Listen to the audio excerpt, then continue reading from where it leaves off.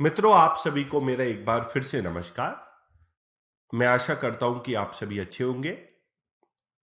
आप लोगों की यूपीएससी और स्टेट पीएससी की प्रिपरेशन में भारत के इतिहास में आपकी समझ को और ज्यादा सुधारने के लिए, आप लोगों से नई नई बातें करने के लिए मैं यूपीएससी 2019 की, मतलब जो पिछले साल यूपीएससी की परीक्षा हुई, उसी के एक बहुत स्टैंडर्ड प्रीवियस ईयर क्वेश्चन को आप लोगों के साथ डिस्कस करना चाहूंगा। सबसे पहले मैं आपको वो क्वेश्चन पढ़ा दूं। Explain how Ashoka use religion as a tool of political aggrandisement. व्याख्या कीजिए कि अशोक ने किस प्रकार धर्म का प्रयोग राजनीतिक अभ्युदय के उपकरण के रूप में किया। अब देखो, अंग्रेजी भाषा में यहां पे थोड़ा सा टफ शब्द दिया हुआ है आपको। इसको हम एक सरल शब्द से रिप्लेस कर देते हैं, पॉलिटिकल राइज, या आप इसको पॉलिटिकल एक्सपेंशन भी बोल सकते हो। तो मित्रों, ये जो क्वेश्चन है बड़ा ही स्टैंडर्ड क्वेश्चन है कि किस तरीके से अशोक ने धर्म को राजनीतिक विस्तार के लिए उपयोग किया। यह बड़ा डिबेटेबल टॉपिक है मित्रों इतिहासकारों में। और आमतौर पे मित्रों, जब भी ऐसा डिबेटेबल टॉपिक यदि आपसे यूपीएससी में आता है, तो भले आप बिगनर फेज में हो या भले आप इतिहास की अच्छी समझ रखते हो, दोनों ही केसेस में आपको थोड़ी बहुत असुविधा तो आती है। अब देखो, अशोक ने धर्म का प्रयोग अपने राजनीतिक विस्तार के लिए किया, तो यहां पे तो बड़ा बैलेंस करके अपनी बातों को लिखना पड़ेगा। आप लोगों को जब तक हिस्ट्री एज ए सब्जेक्ट के रूप में समझ नहीं होगी, तो आप लोगों को थोड़ी सी प्रॉब्लम वहां पे होगी। खैर, हिस्ट्री एज ए सब्जेक्ट की आप लोगों को नॉलेज बढ़े, इसलिए मैं हर एक प्रीवियस ईयर क्वेश्चन में अपने बुक के कुछ अंश आप लोगों के साथ शेयर करूंगा। चलिए, मैं आप लोगों को आज एंशिएंट हिस्ट्री के अपने कंप्लीट फ्री कोर्स की जानकारी भी लेक्चर के अंत में दूंगा। बहुत अमेजिंग न्यूज मैं आपको लेक्चर के अंत में दूंगा।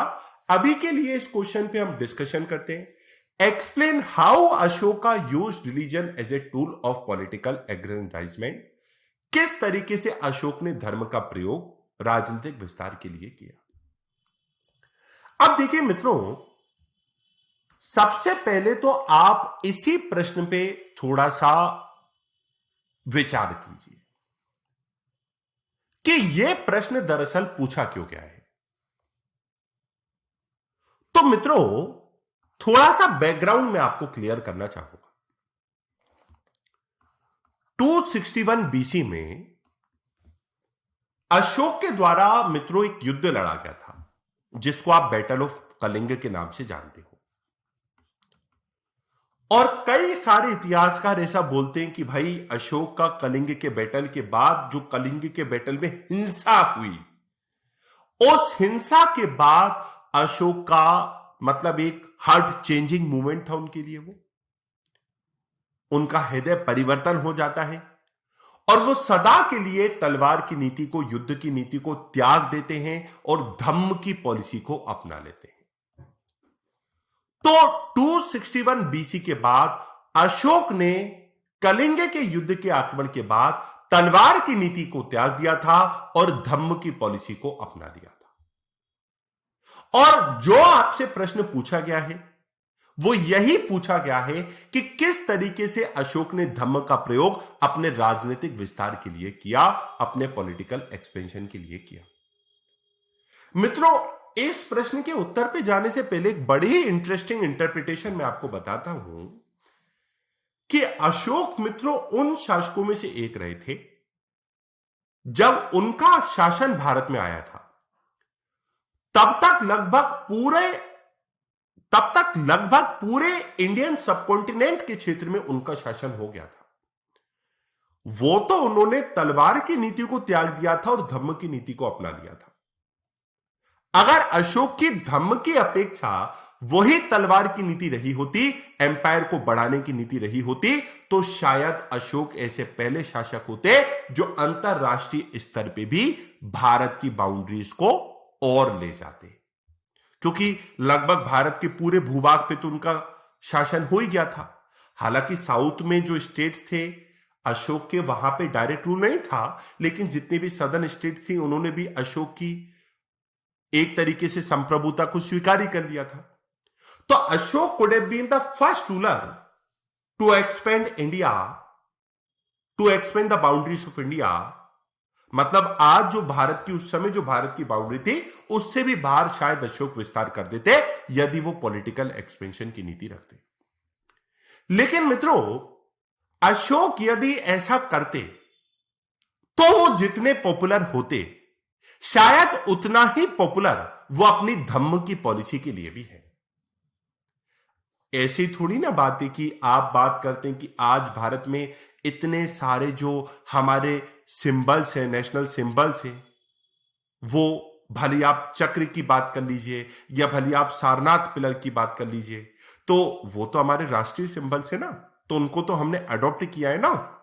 तो अशोक की धम्म की पॉलिसी भी उतनी ही ज्यादा पॉपुलर है। लेकिन जब आप इस प्रश्न को उठाते हो कि अशोक ने धर्म का प्रयोग अपने राजनीतिक विस्तार के लिए किया, तो यह शायद कहीं ना कहीं अशोक की धम्म की पॉलिसी को डाइल्यूट कर देता है कि भाई इसका तो पॉलिटिकल उद्देश्य था। अब देखिए मित्रों, एक बात मैं आपको बताऊं कि यह जो अशोक की धम्म की पॉलिसी है मित्रों, इसमें इतिहासकारों में आप लोगों को अलग अलग मत देखने को मिलेंगे। हिस्टोरियंस की इस टॉपिक में कोई एक सिमिलर ओपिनियन नहीं है, सबने अपनी अपनी बातों को कहा है। और आमतौर पे इतिहास में यही होता है, आप लोगों को किसी मुद्दे पे यदि एक सहमति होने को दिख गई तो फिर इतिहास का विषय का मर्म ही क्या हुआ। फिर ह्यूमैनिटीज विषय की तो जान होती है कि आप डिफर कर सकते हो। लेकिन मित्रों, इसमें एक इंटरेस्टिंग बात यह है कि अशोक की धम्म की पॉलिसी को हमें पॉलिटिकल एक्सपेंशन के टूल के रूप में इसलिए नहीं देखना चाहिए क्योंकि एक और शब्द होता है जो होता है धर्म। यह संस्कृत भाषा का शब्द है और यह जो धम्म है यह प्राकृत भाषा का शब्द है। तो जो प्राकृत भाषा का धर्म है, धम्म है, और जो संस्कृत भाषा का धर्म है, हिस्टोरियंस ने इनको एक दूसरे से कंफ्यूज करके देखा है कि भाई जो संस्कृत भाषा में धर्म का मतलब होता है, रिलीजन का मतलब होता है, वही प्राकृत भाषा में धम्म का मतलब है। लेकिन क्लोज इंटरप्रिटेशन करने से यह मालूम पड़ता है कि अशोक के द्वारा जो धम्म की पॉलिसी का इस्तेमाल किया गया वो किसी धर्म से रिलेटेड नहीं था। इवन मित्रों, मैं आप लोगों को यह भी बता दूं कि अशोक बुद्धिज्म के उपासक थे। वो बुद्धिज्म के उपासक थे। उन्होंने बुद्धिज्म को प्रमोट करने के लिए खुद ने भी कुछ यात्राएं की और अपने बेटे महेंद्र और अपनी पुत्री सुंगमित्रा को भी कुछ यात्राएं करवाई महात्मा बुद्ध की प्लेसेस पे। तो अशोक अपने व्यक्तिगत जीवन में बुद्धिज्म को मानते थे और बुद्धिज्म के उपासक थे। लेकिन अशोक की धम्म की पॉलिसी का मतलब कहीं से कहीं भी बुद्धिज्म का प्रचार प्रसार नहीं था। अगर उन्होंने बुद्धिज्म का प्रचार प्रसार करा तो एक व्यक्तिगत व्यक्ति के मतलब एक व्यक्तिगत तौर पे बुद्धिज्म के उपासक के रूप में किया। उनकी धम्म की पॉलिसी का मतलब बुद्धिज्म के प्रचार प्रसार से नहीं था। लेकिन इतिहासकारों ने संस्कृत भाषा के धर्म को प्राकृत भाषा के धम्म से कंफ्यूज करके देखा है और प्राकृत भाषा के धम्म को भी उन्होंने धर्म माना है, जबकि अशोक की धम्म की पॉलिसी का संबंध धर्म से नहीं था। अब देखिए मित्रों, कई बार आप लोग ये भी बात को थोड़ा समझ के चलिए जब आप यूपीएससी की प्रिपरेशन करते हो। मैं आपके लिए अभी चीजें और सिंपल करूंगा, लेकिन कई बार एग्जामिनर खुद चाहता है कि आप लोग उसने जो प्रश्न पूछा है उससे विपरीत तर्क दो। कुछ क्वेश्चंस वो आपको ऐसे ही देता है। जैसे कि मुझे याद है यूपीएससी की 2014 की परीक्षा में एक बार एक प्रश्न आया, in many ways Lord Dalhousie was the founder of modern India. अनेक प्रकार से डलहौजी आधुनिक भारत का निर्माता था। अब भाई डलहौजी आधुनिक भारत का निर्माता कहां था? उसने तो भारत में जितने भी काम किए वो सब ब्रिटिश हितों को ही देख के किए। भारत में अगर डलहौजी के द्वारा रेलवेज को इंट्रोड्यूस किया गया मित्रों, तो रेलवेज ने भारत की आजादी के बाद ही डेवलपमेंट की भूमिका निभाई। रेलवेज इसलिए भारत में लाए गए थे ताकि अगर बंगाल में एक विद्रोह हो और अवध से सेना भेजनी है तो अवध से जल्दी से बंगाल में सेना भेज के उस विद्रोह को रोका जा सके, एक जगह से दूसरी जगह संसाधन जल्दी भेजे जा सके। तो लॉर्ड डलहौजी ने भारत में आधुनिक रेलवे को लाए, लेकिन आधुनिक रेलवे भारत में लॉर्ड डलहौजी की सोच ये नहीं थी कि भारत का विकास होगा, बल्कि लॉर्ड डलहौजी का सोच और उद्देश्य था कि भारत में ब्रिटिश रूल को और ज्यादा मजबूती प्रदान की जाए। अरे भाई, अगर रेलवेज की मदद से एक जगह का विद्रोह शांत किया जाएगा तो उससे ब्रिटिश पकड़ मजबूत होगी। तो हम ब्रिटिश द्वारा जितने भी काम भारत में किए गए उनको हम ब्रिटिश हित से दूर रख के नहीं देख सकते, उनमें कहीं ना कहीं ब्रिटिश हित था। ब्रिटिश बिना अपने इंटरेस्ट के भारत में सांस भी नहीं लेना पसंद करते थे। तो आप कैसे बोल सकते हो कि रेलवे ब्रिटिश भारत के उद्धार के लिए लाए थे? तो यह प्रश्न, लेकिन जब आपसे एग्जामिनर ने पूछा कि in many ways Lord Dalhousie was the founder of modern India, तो इस प्रश्न में कहीं ना कहीं यह ऑलरेडी इंप्लिसिट है कि आपसे प्रश्नकर्ता चाहता है कि आप इस प्रश्न का डिनाई करते हुए लिखो। आप बोल दो कि भाई लॉर्ड डलहौजी ने ये किया, लेकिन अंत में आप ये स्टैंड लो कि भाई डलहौजी ने जितने भी काम किए उनमें ब्रिटिश थे। तो उसी प्रकार से मित्रों, इस क्वेश्चन में भी आपको यही स्टैंड लेना चाहिए कि अशोक ने धम्म की पॉलिसी की मदद से, पहली बात तो हमें संस्कृत भाषा के धर्म को प्राकृत भाषा के धर्म से कंफ्यूज नहीं करना चाहिए, और अशोक ने अपने पॉलिटिकल एक्सपेंशन के लिए धर्म को यूज नहीं किया था बल्कि कल्चरल एक्सपेंशन के लिए यूज किया था। अशोक ने अपने राजनीतिक विस्तार के लिए नहीं किया था बल्कि सांस्कृतिक विस्तार के लिए किया था। अशोक का धर्म बुद्धिज्म के प्रचार से संबंधित नहीं था बल्कि अशोक का धर्म एक प्रकार से एक सामाजिक क्रांति थी। तो मित्रों, आप लोग थोड़ा सा समझिए, इस प्रश्न का उत्तर देने के लिए आप लोगों को किन किन बातों के बारे में पता होना चाहिए। देखो, सबसे पहले तो आप इस मुद्दे पे विचार करें, should dhamma be associated as a religion thing, as a religious thing और एज ए सोशल मूवमेंट? क्या अशोक की धम्म की नीति को हमें किसी धार्मिक चीज से जोड़ के देखना चाहिए या वो एक सामाजिक आंदोलन था? तो देखिए मित्रों, एक बात मैं आपको बताता हूं। क्या हुआ था 6th सेंचुरी बीसी में भारत में एक धार्मिक आंदोलन आया, रिलीजियस मूवमेंट आया। आप लोगों को भी पता होगा इस बारे में। 6th सेंचुरी बीसी में काफी ज्यादा परिवर्तन आ रहे थे, धर्म के क्षेत्र में भी वो परिवर्तन देखा गया, और इस धार्मिक परिवर्तन के चलते 62 नए धर्म भारत में आए। 62 न्यू रिलीजन भारत में आते हैं।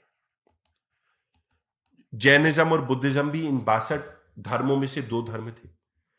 अरे भाई, जो जैनिज्म और बुद्धिज्म आए ना, ये इस धार्मिक आंदोलन का ही रिजल्ट थे, और जैनिज्म बुद्धिज्म जैसे दूसरे नए 60 रिलीजन भी भारत में आए थे। जैसे कि आप मौर्य पीरियड की बात करो तो चंद्रगुप्त मौर्य तो जैनिज्म के उपासक थे। चंद्रगुप्त मौर्य के बेटे और अशोक के पिता बिंदुसार, वो आजीवक संप्रदाय में विश्वास रखते थे, और अशोक जो थे वो बुद्धिज्म के उपासक थे। तो इतना ज्यादा उस समय, मतलब अलग अलग धर्मों को लोग मानते थे, तो अशोक ने मतलब इस बात को इंश्योर करना चाहा कि जो नए नए धर्म पैदा हुए, कहीं ना कहीं इनके चलते लोग बागों में एक पीरियड ऑफ कंफ्यूजन ना आ जाए। यह पीरियड ऑफ कंफ्यूजन का मतलब क्या है कि लोग बागों में कहीं ना कहीं संघर्ष की स्थिति ना आ जाए, क्योंकि हर धर्म का अपना एक विचार होता है। अब जैनिज्म, अब जैसे आप बात करो ब्राह्मण धर्म की, तो लेटर वैदिक पीरियड में यज्ञ की परंपरा बड़ी प्रचलित थी। उपनिषद जब आए तो उन्होंने यज्ञों की तुलना टूटी फूटी नाव से करी, और जैनिज्म और बुद्धिज्म जब आए तो उन्होंने एक तरीके से जो वैदिक परंपरा में आने वाला धर्म था उसमें जो कर्मकांड थे, रिचुअल्स थे, उनको पूरी तरीके से नकार दिया। तो हर धर्म का अपना अपना एक विचार था। 62 नए धर्म आए, लोगों का झुकाव अलग अलग धर्म के प्रति जब था, तो कहीं ना कहीं पीरियड ऑफ कंफ्यूजन पैदा ना हो जाए, इसीलिए अशोक ने लोगों को अपनी एक सामाजिक जिम्मेदारी निभाने के लिए, लोगों में सहिष्णुता की भावना लाने के लिए, लोगों में सोशल इंटीग्रेशन, सामाजिक एकत्रीकरण करने के लिए धम्म की पॉलिसी को अपनाया था कि 62 नए धर्म जब आए तो एक पीरियड ऑफ कंफ्यूजन ना आ जाए और लोगों के बीच में जो विचार है वो संघर्ष में ना बदल जाए।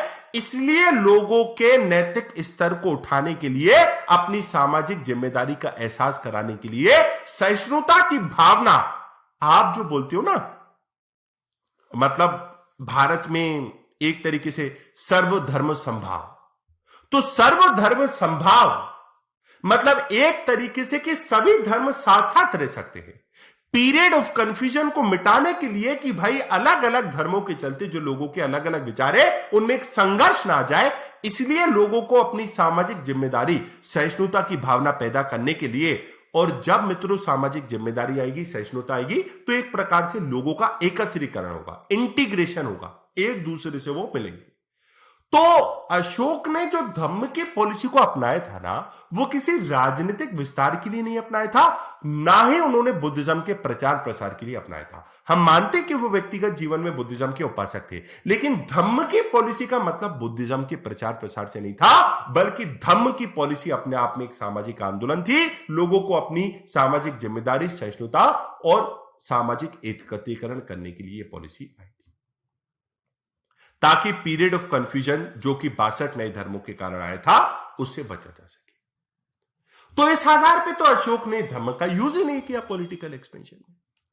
देखिए मित्रों, एक बात आप थोड़ा सीखिए, इतिहास में आप है ना थोड़ा इंटरेस्ट लेना सीखिए।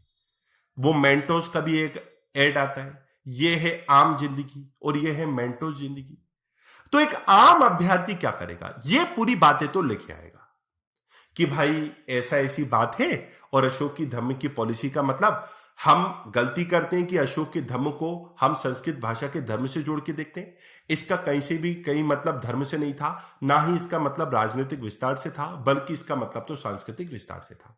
62 नए धर्म आए तो लोगों में पीरियड ऑफ कंफ्यूजन ना पैदा हो जाए, इसलिए अशोक ने सामाजिक आंदोलन के रूप में धम्म की पॉलिसी को अपनाया था। उसने ये लिख दिया, यह है आम जिंदगी। लेकिन अगर कोई अभ्यर्थी ने लास्ट में कंक्लूजन में लिख दिया और अशोक की यही नीति उनको दूसरे अपने समकालीन शासकों से इस बात में महान बना देती है कि अशोक की नीति की आज भी उतनी ही प्रासंगिकता है जितनी की उसकी प्रासंगिकता उस दौर में थी, कि अशोक की यही धम्म की पॉलिसी उनको किसी दूसरे लीडर से या दूसरे रूलर से इस बात में ग्रेट बना देती है कि अशोक की पॉलिसी का उस समय जितना रेलेवेंस था, आज के भारत में भी उसका उतना ही रेलेवेंस है, क्योंकि आज भी लोगों में अपनी एक सामाजिक जिम्मेदारी, सहिष्णुता की भावना, social integration, period of confusion में मिटाने के लिए अशोक की नीति का उतनी ही प्रासंगिकता है। यह है आम जिंदगी और यह है मेंटोस।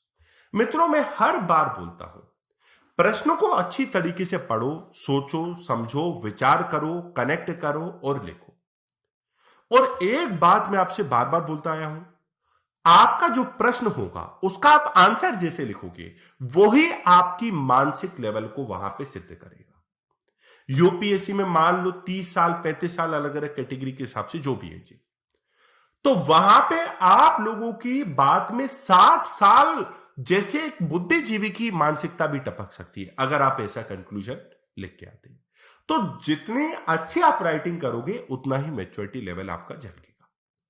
अब एक और इस बात में मैं आपको लिख देता हूं, रोमिला थापर का विचार मैं आपको बता देता हूं।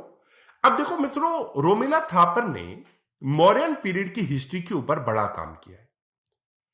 वो मतलब जो मौर्य एम्पायर में जो सेंट्रलाइजेशन आया था उसके बारे में उन्होंने बहुत लिखा। फिर 1984 के बाद मौर्यास के एम्पायर में जो सेंट्रलाइजेशन, जो केंद्रीकरण के तत्व थे, उसके बारे में एक फॉरेन राइटर ने कुछ अपने अलग विचार दिए। फिर 1987 में रोमिला थापर ने एक और किताब लिखी, मौर्यास रिविजिटेड, और उस किताब में उन्होंने दूसरे विचार लिखे कि मौर्यास के पीरियड में जो सेंट्रलाइजेशन था वो केवल कोर एरिया में ही था, बाकी जगह डिसेंट्रलाइजेशन था। तो मौर्यास रिविजिटेड करके उन्होंने 1987 में किताब लिखी। तो मौर्यन हिस्ट्री पे रोमिला थापर ने अपना ही काम किया है, बड़ी एक मतलब आप लोग जानते होंगे, प्रसिद्ध लेखिकाएं। तो उन्होंने भी एक बात कही है कि अशोक के द्वारा जो धर्म था वो एक आइडियोलॉजिकल एफर्ट था अपने एम्पायर को कंसोलिडेट करने के लिए। अब देखो, रोमिला थापर का जो मत है वो कहीं ना कहीं इस प्रश्न से मेल खाता है। यह प्रश्न आपसे पूछ रहा है कि धर्म का प्रयोग राजनीतिक विस्तार के लिए, और रोमिला थापर ने भी इसी प्रकार का विचार बोला था कि अशोक के द्वारा धर्म की पॉलिसी को अपनाया जाना एक तरीके से बौद्धिक प्रयास था अपने साम्राज्य का विस्तार करने के लिए। तो आप यहां पे लिख सकते हो कि रोमिला थापर का यह विचार था। और उसके बाद आप चाहो तो प्रश्न से असहमत हो जाओ कि हमें संस्कृत भाषा के धर्म को प्राकृत भाषा के धर्म से कंफ्यूज नहीं करना चाहिए, बल्कि एक सामाजिक आंदोलन था जनता में जिम्मेदारी, सहिष्णुता और एकत्रीकरण की भावना पैदा करने के लिए। हालांकि अशोक जो थे वे व्यक्तिगत जीवन में बुद्धिज्म के प्रचारक थे, लेकिन अशोक की धर्म की पॉलिसी का मतलब बुद्धिज्म के प्रमोशन से नहीं था। अब देखो मित्रों, जैसे आप पेट्रोलियम को जब खोदते हो, बाय प्रोडक्ट के रूप में अगर वैसलीन निकल जाए तो क्या बुराई है। तो अशोक ने जो धम्म का प्रयोग किया था वो इन बातों के लिए किया था।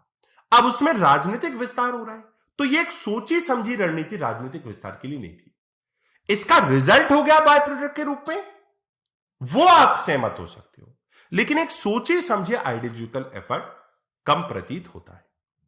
तो इस तरीके से जब आप इस प्रश्न को अटेम्प्ट करते तो आप लोगों को थोड़ा सा अच्छा मतलब नंबर इसमें प्राप्त होते। तो मित्रों, कभी कभी ऐसे भी क्वेश्चन पूछे जाते हैं जिसमें आपको अपने तर्क भी देने होते हैं। एग्जामिनर आपसे वो अपेक्षा करता है। ये पढ़ने से आता है, मल्टीपल किताबों के अध्ययन से आता है। तो मैं आशा करता हूं कि ये आपको प्रश्न समझ में आया होगा, इसमें आपको क्या स्टैंड लेना था। अब मित्रों देखिए, इतिहास की समझ को देने से पहले मैं आप लोगों को एक इंपॉर्टेंट बात बताना चाहता हूं। 7 दिसंबर को रात 9 बजे यूपीएससी में मुख्य परीक्षा में पूछे गए, मेंस ऑप्शनल नहीं, 5 सालों के प्रीवियस ईयर क्वेश्चन पे मैं डिस्कस करूंगा 7 तारीख को रात को 9 बजे।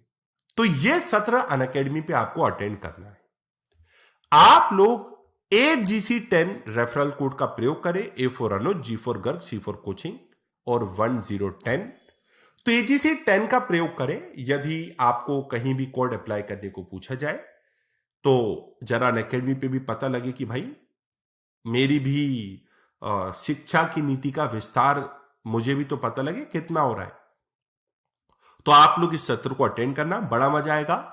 और 10 तारीख से लेके 14 तारीख तक रोज रात को 9 बजे अनअकैडमी पे मैं एंशिएंट हिस्ट्री का कंप्लीट फ्री कोर्स ले रहा हूं, यह भी आपको अटेंड करना है। मित्रों, आपको कोई भी असुविधा आए, किसी भी प्रकार की दिक्कत आए, तो आप इस व्हाट्सएप नंबर पे क्या करें, आप लोग इस व्हाट्सएप नंबर पे आप लोग कांटेक्ट कर लें, या आप इस पे फोन भी कर सकते हैं। क्योंकि कई बार क्या होता है, जैसे डिस्क्रिप्शन में आपको जो लिंक दी जाती है वो डायरेक्ट एप्लीकेशन में नहीं खुलती है। तो आप लोग यदि उसको लेना चाहते हैं व्हाट्सएप पे, ताकि वो डायरेक्ट एप्लीकेशन में खुले, तो आप इस व्हाट्सएप नंबर पे संपर्क कर सकते हैं। अब इतिहास का आपको एक ज्ञान देता हूं मैं, अपनी किताब में मैंने इसके बारे में लिखा भी से।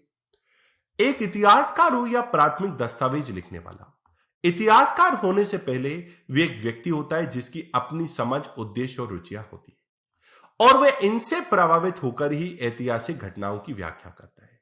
और जब इतिहास को किसी उद्देश्य के साथ लिखा जाता है, तो जो इतिहास हमारे सामने आता है वह इतिहास का विकृत रूप, डिस्टॉर्टेड रूप होता है। एक हिस्टोरियन हो या कोई भी एक राइटर हो, वो एक हिस्टोरियन या एक राइटर होने से पहले एक व्यक्ति होता है, और एक व्यक्ति की अपनी समझ होती है, एक व्यक्ति के अपने उद्देश्य होते हैं, एक व्यक्ति की अपनी रुचि होती है, एक व्यक्ति की अपनी विचारधारा होती है।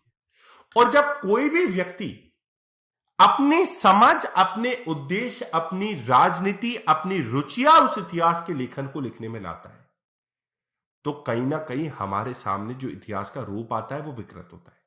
चलो खैर, इस मुद्दे पे अभी बात नहीं करते विकृत रूप के ऊपर, लेकिन एक बात आप याद रखना, कई बार मुझसे पूछा जाता है कि सर यूरोपियन हिस्ट्री इतनी स्ट्रीमलाइन है, उनमें एक प्रकार का मत हमें दिखता है, भारत के इतिहास में हमें क्यों एक प्रकार का मत नहीं दिखता है। अरे ये तो इतिहास का सबसे बड़ा भाई जान है, ये तो इतिहास की ह्यूमैनिटीज के सब्जेक्ट में जब सहमति होने लगेगी तो फिर साइंस और मैथ्स तक की उस एक सहमति को रहने दीजिए ना।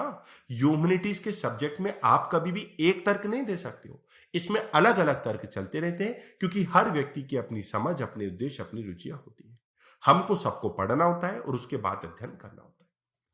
तो मित्रों, आशा करता हूं अशोक ने क्या धम्म की पॉलिसी को राजनीतिक विस्तार के लिए यूज किया, इससे रिलेटेड आपको कुछ बुलेट पॉइंट समझ में आए होंगे। और मैं आप लोगों से 7 तारीख को रात को 9 बजे अनअकैडमी पे मिलने का इंतजार करूंगा और भी प्रीवियस ईयर क्वेश्चन के साथ। बहुत बहुत धन्यवाद मित्रों। जय हिंद, जय भारत। अगले सत्र में आपसे फिर मिलेंगे।